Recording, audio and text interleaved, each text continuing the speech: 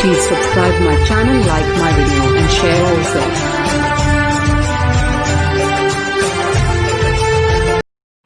नमस्कार दोस्तों, मैं राहुल मौर्य स्वागत करते हैं अपने YouTube channel tricky math solution में राहुल सर में।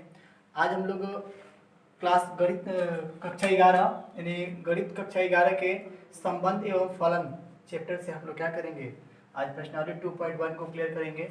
इसमें एक नंबर क्वेश्चन दिया x तथा y का हम मान निकालेंगे, जिसमें दिया गया है x बटे 3 प्लस 1 कामा वाई माइनस 2/3 बराबर 5/3 और 1/3 के बराबर दिया गया। ठीक है, तो ऐसा करते हैं हम लोग कि यहाँ लिख लेते हैं। अब बताइए x/3 दिया गया है, यहाँ पे हल कर लेते हैं हम लोग। x/3 दिया गया है और प्लस 1 दिया गया है, इसके बराबर हम इसको मान लेते हैं, कितने को, 5/3 को। इतनी बात समझ में आ रही है? ठीक है, तो चलिए जब इतनी बात आ रही समझ तो इसको पक्षांतर कर लेते हैं इधर की तरफ। जब इधर की तरफ ले जाएंगे तो हमें क्या मिल जाएगा, ये हो जाएगा x/3 बराबर 5/3 और माइनस कितना हो जाएगा, 1 हो जाएगा। इसका इसमें गुणा कर देंगे हम, x/3 = 3 में 1 से करेंगे तो कितना हो जाएगा, 3 एकम 3 और 5 में से 3 जाएगा तो निकल जाएगा मान इसका, यानी x/3 बराबर 5 में से 3 जाएगा 2 और यहाँ पे कितना हो जाएगा, 3 हो जाएगा। यहाँ तक ठीक है। अब इससे गुणा इसमें कर लेंगे और इससे गुणा इसमें, तो ये कितना हो जाएगा, 3x बराबर 3 × 2 हो जाएगा, मतलब 3x बराबर 3 दूना का 6। तो x बराबर क्या निकल जाएगा, 3 से डिवाइड कर देंगे 2, x की वैल्यू निकल गया। अब यहीं पे हम ऐसे करके y का भी मान निकाल लेते हैं। तो ये दिया गया है y माइनस 2/3 बराबर 1/3। ठीक है, चलिए इसमें इसको पक्षांतर कर लेते हैं यहाँ पे। तो y बराबर क्या हो जाएगा, 1/3 माइनस है तो प्लस हो गया और यहाँ पे क्या बन जाएगा, 2/3। तो y की वैल्यू निकालेंगे हम, इनका एलसीएम कितना हो गया, 3 हो गया और ऊपर 3 एकम 3 1 एकम 1 हो जाएगा, प्लस 3 एकम 3 और 1 2 है 2 हो जाएगा। तो y बराबर क्या निकल जाएगा, 3 और बटे में है 3 कटा देंगे 1 निकल जाएगा, यानी y का मान कितना निकल गया, 1। तो लिख सकते हैं यहाँ पे कि अतः x बराबर 2 और y बराबर 1 और यही मिलके क्या बन गए, इसके आंसर हो गया। ठीक है, तो आप इसको नोट कर लीजिए। अगला क्वेश्चन बता रहे हैं अभी। तो यहाँ क्वेश्चन है, यदि समुच्चय A में अवयवों की संख्या 3 है, समुच्चय A में अवयवों की संख्या कितनी है, 3 है, तथा समुच्चय B में अवयवों की संख्या 3 4 5, इसमें भी कितना दिया गया है, 3 ही दिया गया है। तो A × B में अवयवों की संख्या ज्ञात कीजिए। तो सबसे पहले हम लिखेंगे यहाँ पे अवयवों की कुल संख्या, अवयवों की कुल संख्या। तो अवयवों की कुल संख्या जब निकालनी है तो हम क्या करेंगे, लिखेंगे n और कोष्ठ में a × b। तो क्या बन जाएगा, n यहाँ बन जाएगा a और फिर से प्लस दूसरा कितना है, b है, तो n और यहाँ पे कितना हो जाएगा, b। क्वेश्चन में यही कहा गया है कि दोनों का मान ज्ञात करना है हमें, तो इसके हिसाब से हम निकाल सकते हैं। अगर इनटू पे है तो ध्यान रखिएगा इसको इनटू पे ही रखने हैं। ठीक है, चलिए यहाँ हम लोग देख लेते हैं। ये बताइए अवयव जो दिया गया है इसमें समुच्चय ए में अवयवों की संख्या कितनी है, 3। तो हम ऐसे लिख सकते हैं n और यहाँ a बराबर कितना, 3 और n यहाँ जो b दिया गया है, तो आप थोड़ा ध्यान दीजिए b में कितने अवयव है, 1 2 3, 3 ही अवयव है ना। तो यहाँ पर भी क्या लिख सकते हैं, 3। तो हम लिख सकते हैं कि अतः n और a × b बराबर कितना, 3 × 3 बराबर कितने हो जाएंगे, 9। तो लिख सकते हैं कुल अवयवों की संख्या बराबर कितना, 9 होंगे और यही इसका क्या बन जाएगा, आंसर बन जाएगा। ठीक है, तो आप इसको नोट कर लीजिए। अगला क्वेश्चन बता रहे हैं। तो ये क्वेश्चन है, यदि g बराबर 7 और 8 दिया गया है और h बराबर 5 4 2 दिया गया है, तो कह रहा है कि g × h और h × g इसका अपोजिट करके दिया है। g × h बनाने हैं या h × g का टोटल अवयव कितने में वो निकालने हैं। तो सबसे पहले हम यहाँ लिख लेते हैं g, यानी यहाँ पे हल, और हल में लिखेंगे आप g बराबर यहाँ पे 7 और 8 हो जाएगा और यहाँ पे h बराबर दिया गया है मौजूदा कोष्ठ में 5, 4 और कामा 3 हो जाएगा। ठीक है, तो अब देखिए यहाँ अगर हम इसका पूरा अवयव निकालेंगे तो n और कोष्ठ में g इंटू एच को निकाल रहे हैं, तो क्या बन जाएगा यहाँ पे हम लिखेंगे मौजूदा कोष्ठ के अंदर 7 से 5 में मल्टीप्लाइकेशन करेंगे हम, 7 से 5 में, छोटा क्वेश्चन ले लीजिएगा अंदर एक बार, तो ये हो जाएगा 7, 5। दूसरा 7 से 4 में करना है, 7, 4 हो जाएगा, फिर 7 से 3 में करना है तो 7, 3 हो जाएगा, बंद हो गया। अब 8 से करेंगे इसमें तो कितना हो जाएगा, 8, 5 हो जाएगा, फिर से 8, 4 हो जाएगा और फिर से 8, 3 हो जाएगा, ये भी आपका बंद हो गया। ये तो निकल गया जी का। अगर हमें यहीं पे एच का निकालना होगा, सॉरी एच इंटू जी, तो यहाँ पे यही बात देखना होगा एन और यहाँ लिखेंगे एच और यहाँ पे जी हो जाएगा। मतलब इसका मतलब समझिए कुल अवयव, तो कुल अवयव निकालेंगे हम तो पुनः एक बार मौजूदा कोष्ठ के अंदर अब हमें लिखना क्या है, यहाँ पे लिख लीजिएगा एक बार, यहाँ पे एच बराबर दिया गया कितना 5, 4, 3 बंद और फिर से इंटू और यहाँ पर भी लिखेंगे 7 और 8 हो जाएगा। तो चलिए यहाँ हल कर लेते हैं, मौजूदा कोष्ठक लिख करके यहाँ पर थोड़ा ध्यान दीजिएगा, ये 2 है तो यहाँ भी 2 होने चाहिए, ठीक है, तो इसके हिसाब से यहाँ भी 2 रहेगा और इसके हिसाब से यहाँ भी 2 रहेगा। कोई भी हम लिखेंगे कोई दिक्कत नहीं, क्वेश्चन जो है उसके हिसाब से लिखेंगे तो ठीक रहेगा। अब देखिए यहाँ भी हम 3 लिखे हैं तो 2 ही लिख लेते हैं। चलिए 5 और 7 का बनाएंगे। देखिए मतलब क्या है कि g इंटू एच और h इंटू जी निकालने हैं, तो g इंटू एच के ठीक इसका अपोजिट कर देंगे तो इसका आंसर निकल जाएगा। जैसे 7 और 5 हो रहा था ना, अब क्या बनेगा 5 और 7, तो यहाँ 5, 7, फिर से 5, इसके लिए 5, कितना बन जाएगा 8 बन जाएगा।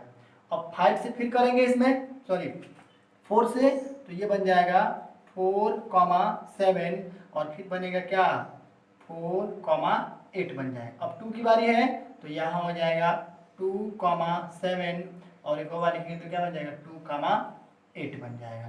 तो इसको भी क्लोज कर देंगे और मौजूदा क्वेश्चन बंद हो जाएगा। ठीक है, तो इनके अवयव निकाल लेते हैं टोटल। तो हम चाहेंगे तो देखिए जी गुणे एच का भी अवयव निकल गया और एच गुणे जी का भी अवयव निकल गया, निश्चित रूप से इन दोनों का अवयव निकल गया और यही दोनों मिल करके इनका क्या बन जाएंगे आंसर हो जाएंगे। ठीक है, यही निकाल लेते हैं, इसमें नोट कर लीजिए इसको। आइए क्वेश्चन नंबर 4 देखते हैं। सत्य व असत्य बताने हैं। तो अब देखिए ये आपका क्वेश्चन है, तो सबसे पहले हम लिखेंगे यहाँ पे सत्य है, माफ कीजिएगा असत्य है। क्या है असत्य है, तो एक रीजन बनेगा कि क्यों असत्य है, तो हम बता दे रहे हैं क्योंकि P का वैल्यू दिया गया, P बराबर कितना है, यहाँ मौजूदा क्वेश्चन में दिया गया है M, N, ये भी बंद, और Q की वैल्यू दिया गया है कितना मौजूदा क्वेश्चन के अंदर N, M दिया गया है। ठीक है, जब ये वैल्यू दिया गया है तो हम ये भी लिख सकते हैं कि P इंटू क्यू बराबर, तो P इंटू क्यू की वैल्यू आएगी तो क्या लिख सकते हैं हम, फिर से मौजूदा क्वेश्चन में M, N और फिर से इंटू एक और मौजूदा क्वेश्चन में N, M, ये तो लिख सकते हैं हम।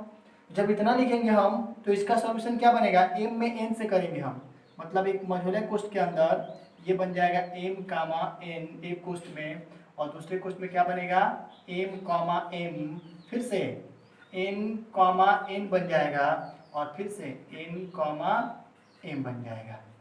ठीक है, जो कि इसके बराबर नहीं है। मतलब ये कह रहा था ना कि P गुणे Q करने पर इतना ही होना चाहिए, अब इसको प्रूव किया गया तो इतना मान आ गया। इसका मतलब ये वाला मान और ये वाला मान में अंतर है, इसलिए दिया गया जो क्वेश्चन है वो क्या है गलत है, तो हम कह सकते हैं क्या है असत्य है। चलिए सेकंड देखते हैं। इसी में सेकंड दिया गया है, सेकंड दिया गया है यहाँ पे कि यदि A और B अरिक्त समुच्चय है तो A गुणे B क्रमित युग्म x y का एक अरिक्त समुच्चय है इस प्रकार की x एलिमेंट A और y एलिमेंट B, मतलब x के सभी अवयव A में भी है और y के सभी अवयव B में एक दूसरे के अलग अलग। तो लिख सकते हैं क्या कि यह सत्य है। क्या लिखेंगे हम, सत्य है। इसका भी कारण बनेगा तो लिखेंगे क्योंकि अब देखिए, जब अरिक्तता की बात होती है, उपस्थिति की बात होती है, तो इस कंडीशन में हम लिख सकते हैं क्योंकि ए गुणे बी, ए गुणे बी, जब ए गुणे बी हम दर्शाएंगे तो उस कंडीशन में कहेंगे क्या कि क्रमित, इसका जो क्रमित युग्म बनेगा, क्रमित युग्म वो उपस्थित रहेगा। मतलब ए गुणे बी क्रमित युग्म है, और इस प्रकार के मान में क्या कर सकते हैं, हम लिखेंगे कि एक्स और वाई का, एक्स और वाई का एक अरिक्त समुच्चय, एक अरिक्त समुच्चय। अब देखिए यहां दिया गया है ना कि अरिक्त समुच्चय में कंडीशन ये है कि x की जो वैल्यू है, यानी x एलिमेंट a, यानी x के सभी अवयव a में उपस्थित है, और y के भी सभी अवयव क्या है, b में, यानी b में सभी y के अवयव उपस्थित है। तो उस कंडीशन में हम बता सकते हैं क्या कि जब ये अरिक्तता बन जाएगी तो इस प्रकार हम दिखा सकते हैं क्या, इस प्रकार क्या x है तो हम x का सभी अवयव a में उपस्थित हो जाएंगे, x से किस में हो जाएंगे, a में हो जाएंगे, और तथा यहाँ पे y के सभी एलिमेंट्स b में होंगे। ठीक है, और लास्ट नंबर इसमें का है थर्ड नंबर कहा गया कि थर्ड नंबर यदि a बराबर 1 और 2, b बराबर 3 और 4, तो a गुणे b इंटरसेक्शन 5 दिया गया बराबर 5, तो यही भी लिखेंगे सत्य। अब क्यों सत्य है, देखिए सत्य है क्योंकि इसमें कहा गया है ना a बराबर कितना है, तो ये दिया गया है 1 और यहाँ पे 2 दिया गया है, 1 और 2। उसके बाद से b, तो b बराबर दिया गया कितना, b बराबर है 3 और 4 दिया गया है। तो उसके बाद पूछ रहा है कि a इंटू बी इंटरसेक्शन 5 बराबर 5 क्यों, तब देखिए अगर हम a इंटरसेक्शन b निकालेंगे हम, तो देखिए 1 2 3 4 कोई ऐसा अवयव है जो एक दूसरे से मिल रहा हो, नहीं मिल रहा है ना, तो इसकी वैल्यू क्या बन जाएगी, 5 बन जाएगी। ऐसे 5 बना लीजिएगा, रिक्त समुच्चय का प्रतीक होता है, ये कुछ खाली मिल जाता है तो रिक्त समुच्चय या 5 से इंडिकेट करते हैं, तब इसके द्वारा हम दिखा सकते हैं कि अतः, यहाँ पे लिख सकते हैं अतः a क्या दिया गया है, a इंटू यहाँ पे b इंटरसेक्शन 5 बराबर क्या हो जाएंगे, 5 हो जाएंगे, और यही मिलके क्या बन जाएगा इसका आंसर, ये 5 है। ठीक है, आंसर बन जाएगा। ठीक है, तो आप इसको नोट कर लीजिए, अगला क्वेश्चन बताएं।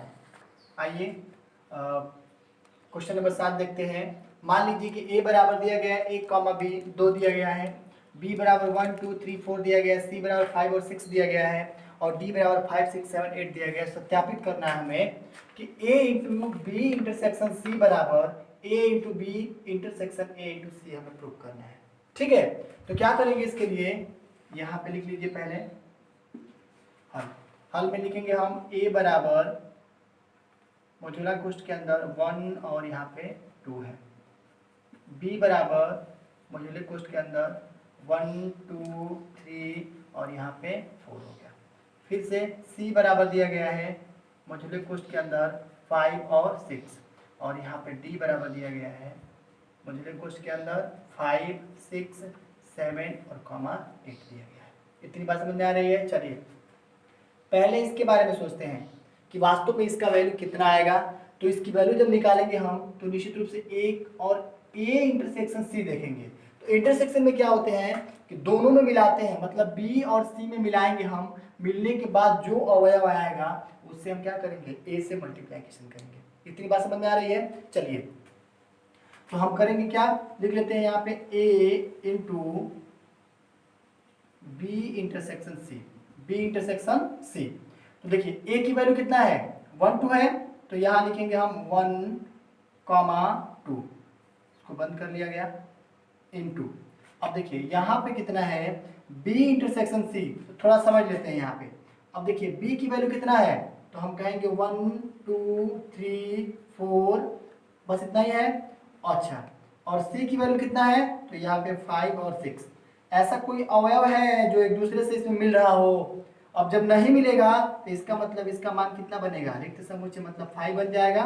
तो यही चीज समझना है थोड़ा हम लोग, ठीक है। चलिए, तो यहाँ a into B intersection C है। a की वैल्यू तो हमें लिख दिया गया है। b और c से जब कंप्रोमाइज किया गया अर्थात इसका इंटरसेक्शन निकाला गया तो कोई भी अवयव इसके समकक्ष में नहीं आया, इसके बराबर नहीं आया। तो जब नहीं आया इसका मतलब ये क्या हो जाएगा, यहाँ पे हो जाएगा 5।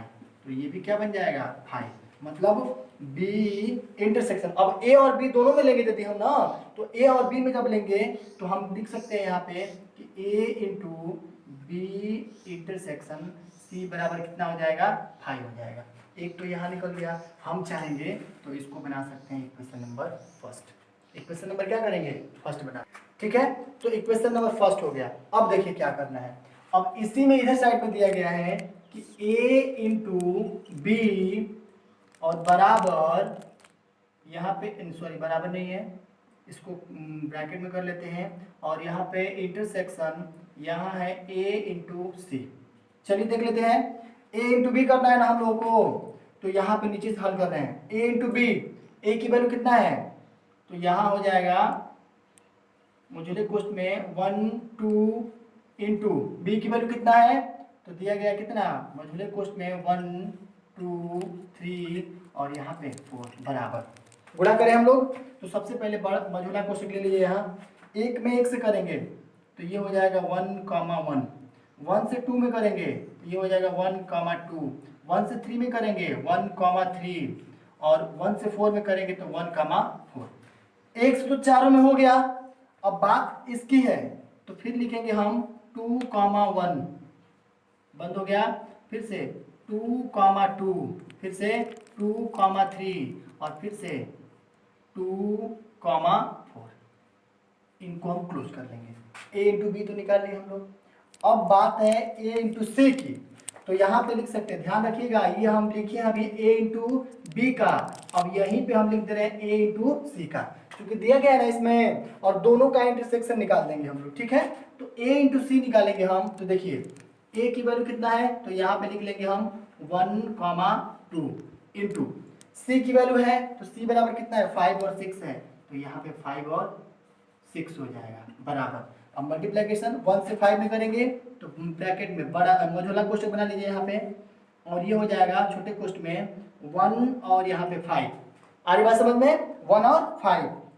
दूसरा 1, 6 2 से करेंगे हम तो 2, 5 हो जाएगा, और यहाँ फिर से करेंगे हम 2, 6 हो जाएगा। इतनी बात समझ में आ रही है। चलिए अब लास्ट में हम लिख लेते हैं कि A into B intersection A into C, यही ना है एक दूसरे का। तो देखिए ऐसा कुछ मिलाइए जो एक दूसरे से मिल जाए। देखिए 1, 1, 2, 1, 3, 1, 4, 2, 1, 2, 2, 2, 3, 2, 4, इसमें 1, 1 भी नहीं है तो पहले नहीं मिला। 1, 5, 1, 6, 2, 5 और 2, 6, और इससे कुछ नहीं मिल रहा है तो इंटरसेक्शन में मिलान यानी सम्मिलन जब बनता है तभी बनाते हैं हम। तो कुछ नहीं मिलेगा तो यहाँ पे क्या दे देंगे हम, 5 दे देंगे। क्या दे देंगे हम, 5 दे देंगे। तो यहाँ पे A into B intersection A into C निकालेंगे तो जब इन दोनों से मैच कराने के बाद कुछ नहीं मिल रहा है, इसका मतलब ये क्या बन गया 5 हो गया। और जब 5 मिल गया तो इसको हम क्या बना सकते हैं, इक्वेशन नंबर, देखिए इक्वेशन फर्स्ट इक्वेशन सेकंड आप अपने हिसाब से बना सकते हैं, लेकिन ध्यान रखिएगा जब मल्टीप्लिकेशन करेंगे एक दूसरे से तब भी हो सकता है, और नहीं तो इक्वेशन फर्स्ट जिस टाइम से बना है उस टाइम से हम क्या कर सकते हैं। तो ये आपका 5 हो गया। अब हम देखिए यहाँ पे आप चाहेंगे तो A इंटू जो सी दिया गया है इक्वेशन नंबर, इसको हम फर्स्ट सेकंड बना लेते हैं, और ये जो आया है इक्वेशन नंबर क्या है, थर्ड है। अब यहाँ पे आप काम कीजिएगा, यहाँ पे आपको लिखना होगा समीकरण 1 व समीकरण 3 से, समीकरण 1 और समीकरण 3 से। तो समीकरण 1 और समीकरण 3 से तो यही बात लिखनी है आपको, A into B intersection C बराबर A इंटू बी और इंटरसेक्शन A इंटू सी हो जाएगा। मतलब दूसरे के मैचेबल में नहीं है, इनके अवयव रिक्त है तो इसका मान क्या आ गया है 5 आ गया। ठीक है, अब चलिए सेकंड देखते हैं इसी में। सेकंड है a इंटू सी और यहाँ पे b इंटू डी। तो चाहेंगे हम तो a इंटू सी और b इंटू माफ कीजिएगा यहाँ पे b इंटू डी की जब वैल्यू निकालेंगे हम तो निश्चित रूप से क्या कर सकते हैं, इसका मान पुट करेंगे तभी तो इसका मान निकलेगा। तो चलिए हम लोग रख लेते हैं यहाँ पे। तो चलिए b और d की जब मान लिखेंगे यहाँ पे तो b और d कहाँ है, यहाँ है। b की वैल्यू कितना है, इतना लिखेंगे हम b इंटू डी बराबर। तो b बराबर लिखा गया है यहाँ पे 1 2 3 और यहाँ पे 4, ठीक है। अच्छा d बराबर कितना है, तो ये हो जाएगा 5 6 7 और यहाँ पे 8 हो जाएगा। चलिए तो b इंटू डी करते हैं हम लोग, यहाँ पे लिखेंगे हम b इंटू डी बराबर लिख लीजिए एक महिला कोष्ठ के अंदर 1 2 3 4 इसको भी क्लोज इंटू फिर से यहाँ 5 6 7 और यहाँ कॉमा 8 हो जाएगा। चलिए एक में 5 से करते हैं, काफ़ी लंबा होगा, ध्यान से देखिएगा थोड़ा सा। यहाँ पे 1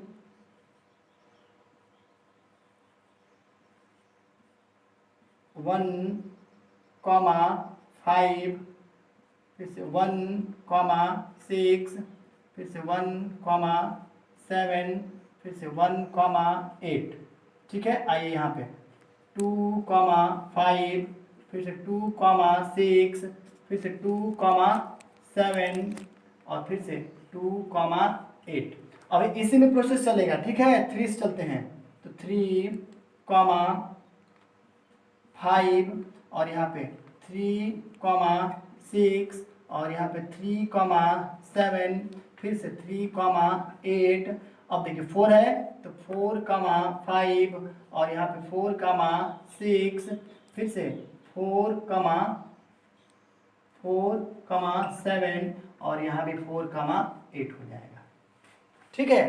तो इस तरह से सभी मान निकल जाएंगे, ठीक। उसके बाद से तो यहाँ आपका 4 और 8 है तो यहाँ पे हम लिख सकते हैं 4 और 8। अब इसको हम मान लेते हैं इक्वेशन नंबर 4। ध्यान से समझिएगा, पहला दूसरा तीसरा तो ये आपका चौथा आया हुआ है। अब देखिए यहाँ लिखेंगे हम समीकरण 2 व समीकरण 4 के सभी अवयव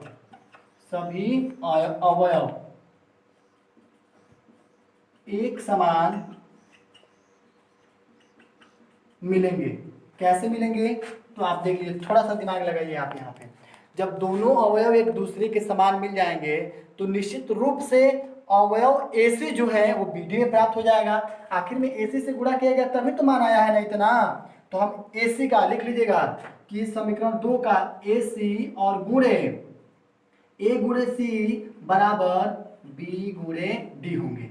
जब ये बराबर हो जाएंगे इसका मतलब ये क्या बन जाएगा, इसका उप समुच्चय बन जाएगा।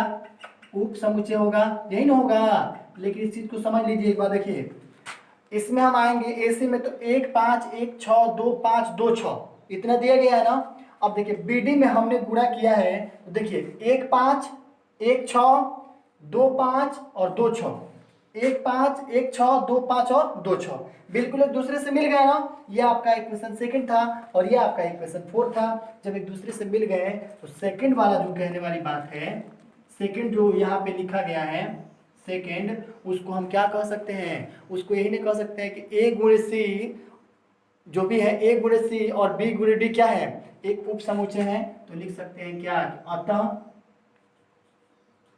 अतः A गुणे C व B गुणे D एक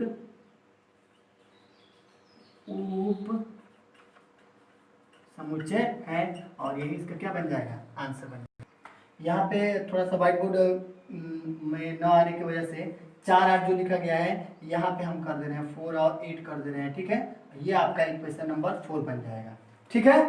चलिए 2 और 4 बन गया। अब देखिए इस पूरे वीडियो में जितने भी क्वेश्चन को छोड़ा गया वो सिर्फ आपके लिए छोड़ा गया है। आप प्रयास कीजिएगा उस क्वेश्चन को करने के लिए, बहुत ही इजी है। अगर नहीं आएगा तो आप कमेंट कीजिएगा। और इस पूरी क्वेश्चन को आपने अगर सही से देखा होगा तो आशा करते हैं आपको बहुत ही अच्छी लगी होगी। और आप क्वेश्चन को स्किप ना कीजिए, ये रिक्वेस्ट है हमारी। पूरा देखेंगे तो पूर्ण रूप से समझ में आएगा। जो क्वेश्चन भी समझ में नहीं आया प्लीज़ कमेंट कीजिएगा। अगर आप मेरे चैनल पर नए हैं तो सब्सक्राइब भी कीजिए, अपने दोस्तों में शेयर भी कीजिए। धन्यवाद। Thank you for watching my video, and next video coming soon.